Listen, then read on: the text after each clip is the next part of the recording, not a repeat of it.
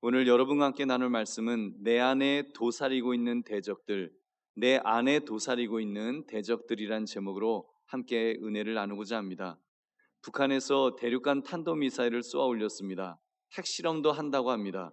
누가 무엇이라고 궤변을 들어놓건 그 미사일은 여차하면 우리를 해치려고 하는 핵 위협임에 틀림없습니다.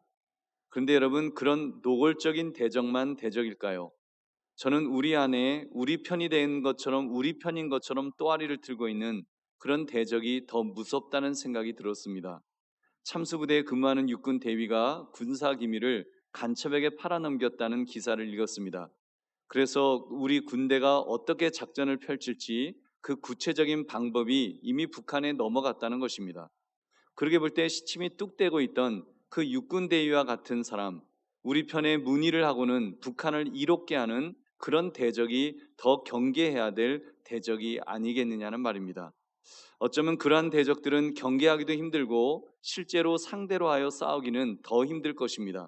그렇게 눈에 보이는 대적이 아닌 우리 안에 도사리고 있는 그런 대적들, 특히 죄악의 대적들을 어떻게 상대해야 될까요? 오늘 말씀 내 안에 도사리고 있는 대적들이란 제목을 가지고 우리 안에 있는 죄악을 경계하시는 이 밤이 되시기를 주님의 이름으로 축원합니다. 우리가 그 지난주에 살폈던 내용은 그 사사기 안에 있던 끔찍한 그 죄악의 문제였습니다. 그 죄악의 시작은 기드온이라고 하는 너무 멋진 사사에서 또 시작되었다는 말씀을 나누었죠. 기드온은 300명의 용사, 여러분 그 300명의 용사를 가지고 얼마나 멋진 위대한 일을 했던 그런 하나님이 쓰시는 사사였습니까? 너무 멋진 사사였죠. 우리가 우러러보고 닮기를 원하는, 그래서 웬만한 기도회 모임할 때는 우리 기도원을 들먹이지 않습니까? 기도원의 300명 용사처럼 정예화된 그런 기도를 하게 해주세요. 우리 그런 기도를 합니다. 근데 그 기도원이 왕됨을 사용하는 것 같았지만 사실은 왕처럼 살았다는 말씀을 나누었습니다. 비극은 거기에서 또 시작되었습니다. 그러다 보니 그 기드온의 아들 중 첩의 아들 아비멜렉이 자기 형제들 70명을 다 죽이고 스스로 왕이 되었다고 했습니다. 동족 상잔의 비극이 발생했는데, 그러니 그런 속에서 이스라엘 백성들의 그 이스라엘 백성들이 얼마나 타락하게 되었을까요? 정말 그런 상황에서 심령이 깨끗해질 수가 있겠습니까? 일단 아비멜렉은 이스라엘 백성들로 하여금 기드온의 자손들을 배신하도록 만드는 것에서 악행을 시작했습니다. 그런 말 했죠. 기드온의 아들들 70명을 모두 너희가 섬기겠느냐, 아니면 나 하나만 섬기겠느냐, 이러면서 결국 끔찍한 사륙을 벌였습니다. 자기들을 미디안의 압제에서 구해 주었던 그 기드온의 집안을 몰살시키는 데 이스라엘 백성들이 동조했습니다. 여러분, 하나님께서 얼마나 진노하셨을까요? 그리고 이미 기드온이 왕처럼 살고 있는 동안 다시 이스라엘 백성들은 우상 숭배에 빠지게 되었습니다. 바알불이 그 신전이 버젓이 이스라엘 공동체 안에 존재했고, 거기에서 은 70개를 가져다가 아비멜렉에게 줄 정도로 우상 숭배가 아주 왕성했습니다. 그뿐인가요? 아비멜렉이 왕이 된 후에는 더 우상 숭배가 심화되었습니다. 아비멜렉이 왕이 된 지 3년이 되었을 때 이스라엘 백성들은 아비멜렉을 배반하려고 했습니다.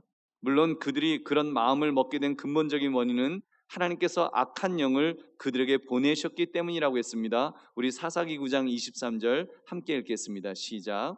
하나님이 아비멜렉과 세겜 사람들 사이에 악한 영을 보내심에 세겜 사람들이 아비멜렉을 배반하였으니, 여러분 이미 그들 안에 악한 영이 강하게 활동한 것입니다.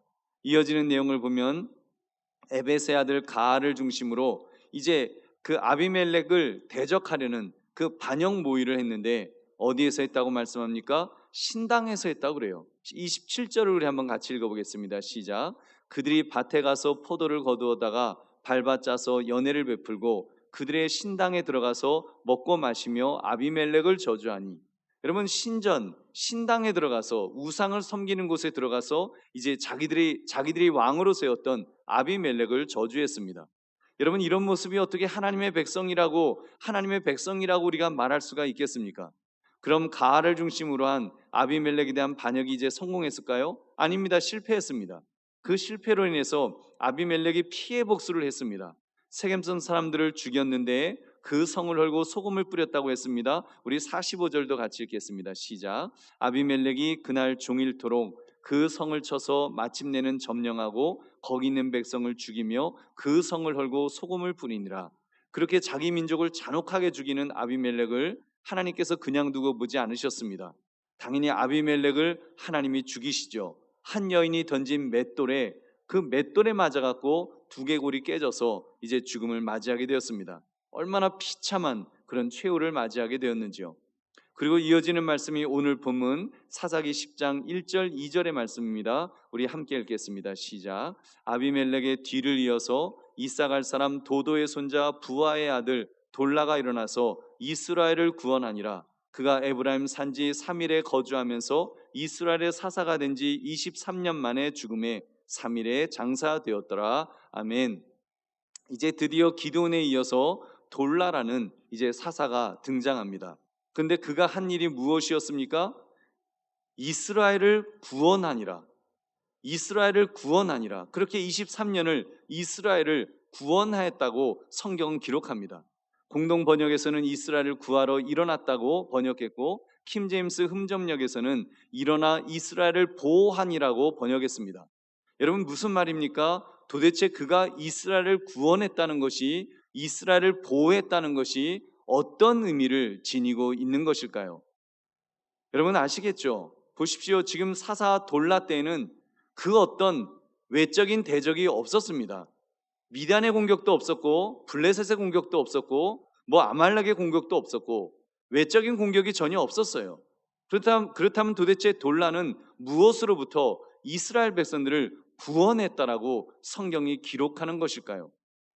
여러분 그렇습니다. 이스라엘 백성들 자신들로부터 구원했던 것입니다. 무엇을요? 죄악으로부터. 이스라엘 백성들의 죄악으로부터 그들을 구원했다는 것이죠. 그들은 지금 우상 숭배에 찌들어 있었습니다. 그들은 지금 민족 상잔의 비극 속에서 무고한 피를 흘리고 있었습니다. 모든 것이 저주받은 상태였습니다. 도저히 하나님께서 그들을 하나님의 백성으로 간주하기가 힘들 정도의 그런 상태였다는 말입니다. 그렇기 때문에 돌라라는 사사가 일어나서 그들을 회복시켰던 것입니다. 할렐루야. 그들을 이렇게 회복시켰어요. 그들을 구원했다고 성경은 말씀합니다. 얼마나 오랫동안 태평성대가 있었던지요. 돌라가 23년을 사사로 이끌었고 물론 태평성대로 말입니다. 그리고 이어지는 사사 야일도 22년 동안 사사가 되었습니다. 다만 사사 야일을 보면 다시 이제 그 황색등이, 경고등이 켜지기 시작하는 것을 볼 수 있습니다. 무엇을 알 수 있어요? 우리 4절을 함께 읽겠습니다. 시작. 그에게 아들 30명이 있어 어린 낙이 30을 탔고 성읍 30을 가졌는데 그 성읍들은 길라 땅에 있고 오늘까지 하봇 야일이라 부르더라. 아멘. 아들 30명이 이제 이 야일은 그 있었다는 것입니다. 물론 기돈의 아들들 70명보다는 나았지만 다시 야일 때 타락이 시작되었다고 볼 수 있지 않을까요? 그는 사사가 되었지만 이스라엘 백성들을 구원하거나 보호하기보다는 어찌 보면은 서서히 이제는 보호해서 구원해서 다시 하얀 곡선으로 가도록, 다시 타락의 길로 가도록 그렇게 만들었던 것이 아닐런지요.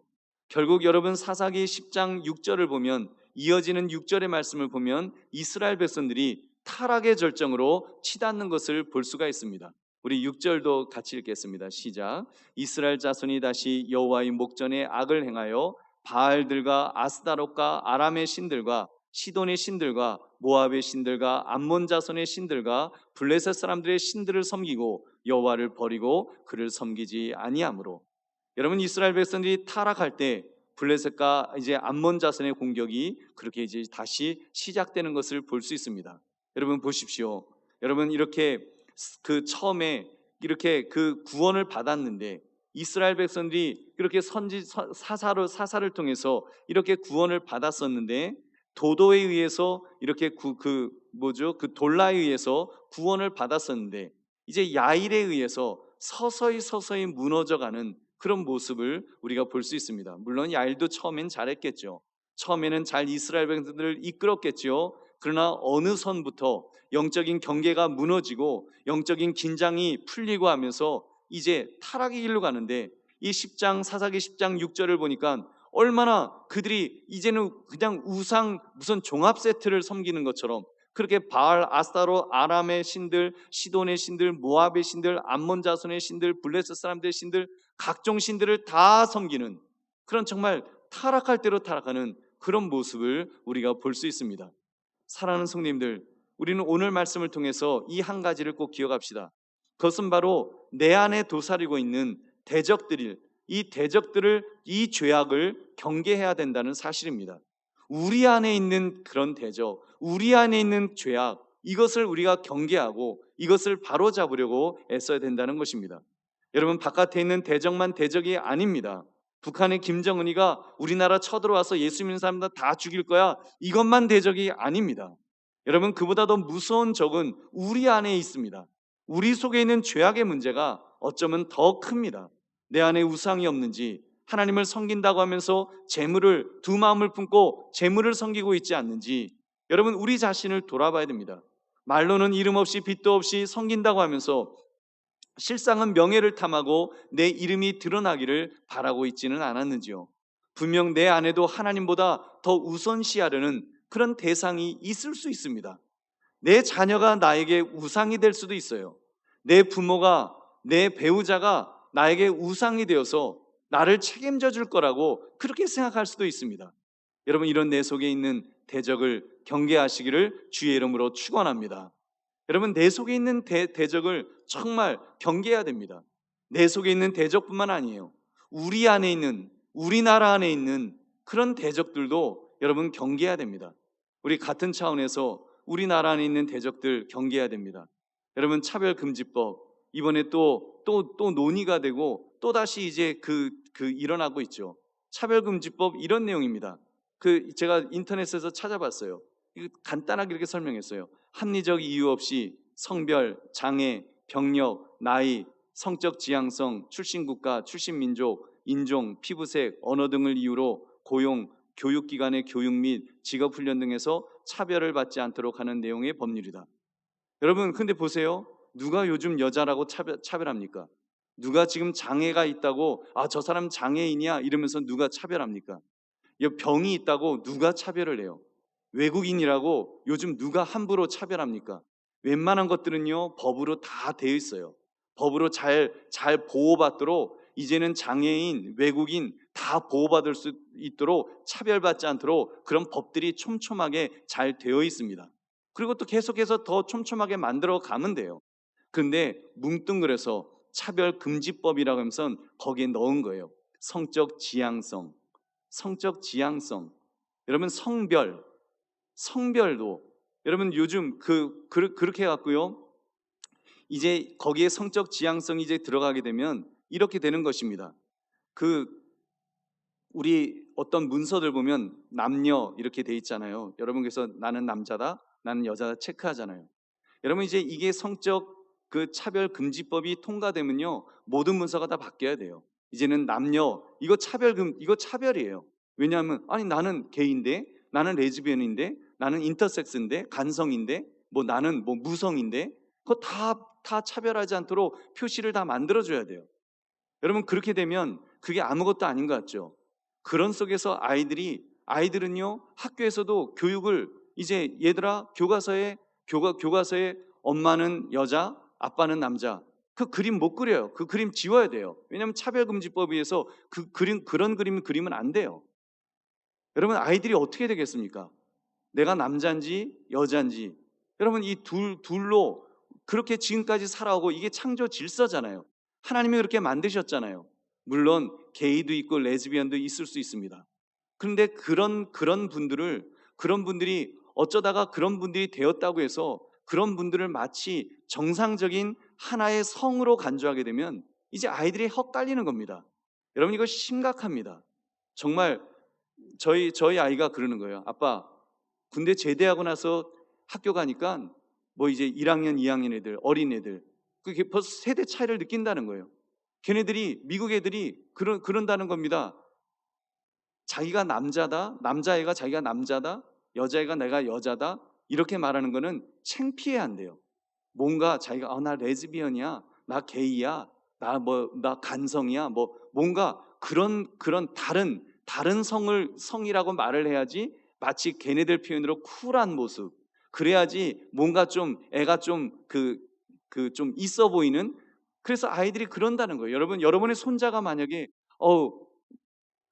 아들아 그랬더니 아니 우리 손자 예뻐 그랬더니 할머니 손자라고 부르지 마세요. 제가 손자가 될지 제가 손녀가 될지 제가 손게이가 될지 손레즈비언이 될지 어떻게 합니까?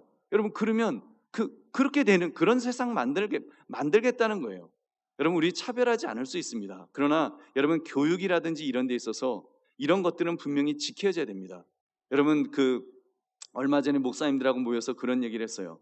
부동산 정책이라든지 이런 정치적인 사안들, 뭐 정치인들이 할 일은 우리 각각 의견들이 다를 수 있으니까 그거 다 뭐 정치인들이 하도록 교회가 뭐 뭐라고까지 간섭할 필요 없습니다.